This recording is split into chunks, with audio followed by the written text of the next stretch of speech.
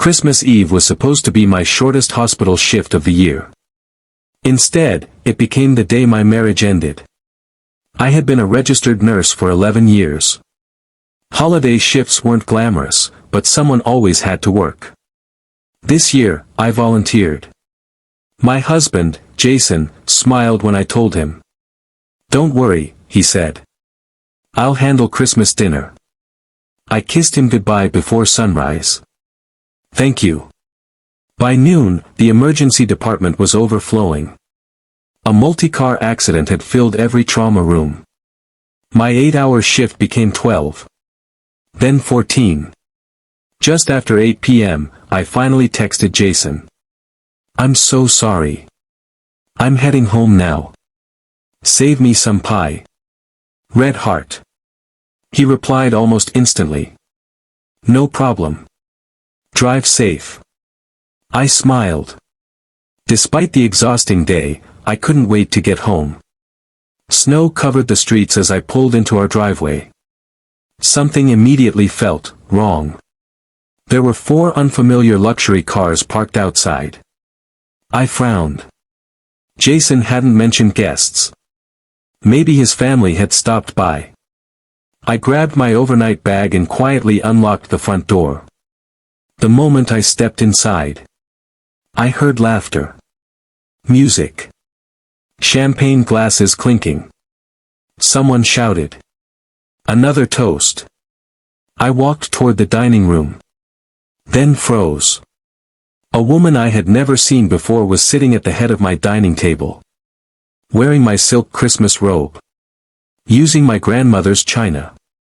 Jason stood beside her with one arm around her shoulders. Our friends. Our neighbors. Even Jason's parents surrounded them, smiling. Nobody noticed me. Then Jason raised his glass. "I'd like everyone to welcome the woman who's made this the happiest year of my life." The room erupted in applause. My heart stopped. The woman laughed. Jason leaned down. And kissed her. Right there. In my home. On Christmas Eve. Still no one had seen me. I stood in the hallway wearing hospital scrubs stained from treating patients all day. Holding a container of homemade cookies I'd baked for everyone. The box slipped from my hands. It hit the floor. The room went silent. Every head slowly turned toward me. Jason's smile disappeared. My mother-in-law gasped. The woman in my robe looked confused. I quietly asked only one question. "Who is she?" Jason took a slow breath. Then, without even sounding embarrassed, he answered. "Her name is Vanessa." He paused. "And I was going to tell you after Christmas." The room became so quiet. You could hear the clock above the fireplace ticking. No one spoke. I looked around the room. Every face avoided mine. Not one person looked surprised.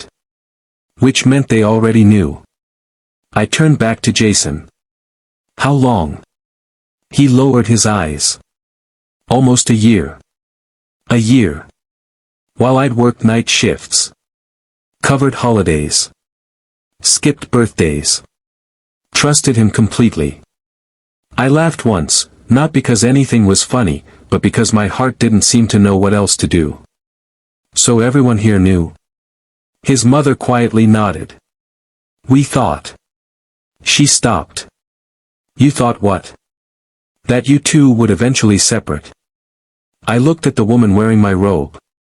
She slowly stood up. "I'm sorry." I shook my head. "No. This apology belongs to someone else." I looked directly at Jason. "You invited your girlfriend into my home." He corrected me. "Our home." I smiled sadly. "Not for much longer." Without another word, I walked upstairs. Jason followed. "Can we talk?" I opened the bedroom door. "You've had a year to talk." I packed a small suitcase with clothes and important documents. When I reached into the nightstand, I found something unexpected. A folder. Inside were the house deed and mortgage papers. Only one name appeared on the title. Mine. 5 years earlier, I'd used an inheritance from my grandmother as the down payment. Jason had promised to add his name later after refinancing. We never did. I quietly closed the folder. Jason noticed. What? I looked up. Nothing. Back downstairs, everyone remained awkwardly silent. I picked up my car keys. Before leaving, I looked at the guests. I hope you all enjoyed Christmas dinner. Then I looked at Jason. Because tomorrow you'll need somewhere else to celebrate. He frowned. What do you mean? I held up the house documents. This house belongs to me. His face went pale. What? I checked.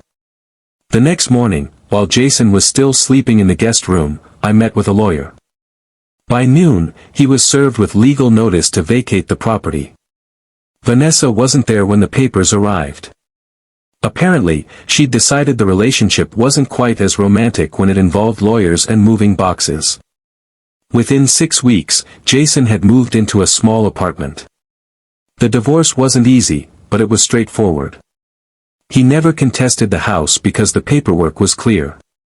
Months later, the hospital hosted its annual holiday charity gala. One of the surgeons approached me. I heard what happened. I smiled.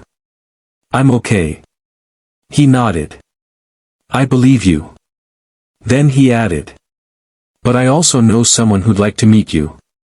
He introduced me to his older brother, Michael. A widowed high school history teacher. He wasn't flashy. He wasn't wealthy. But when I told him I sometimes worked Christmas Eve, he smiled. Then I'll make Christmas dinner. A year later, I walked into my house after another holiday shift. The windows glowed with warm lights. The smell of cinnamon filled the air. Michael opened the door before I even reached for my keys. He took my overnight bag. Merry Christmas. I looked past him. My dining table was set. My grandmother's china was carefully arranged. And in the center sat a handwritten note. Thank you for taking care of everyone else. Tonight, let someone take care of you. I smiled through happy tears. Because I finally understood something. The worst Christmas of my life hadn't ruined the holiday forever. It had simply cleared away the people who never truly belonged in my home. And made room for someone who did.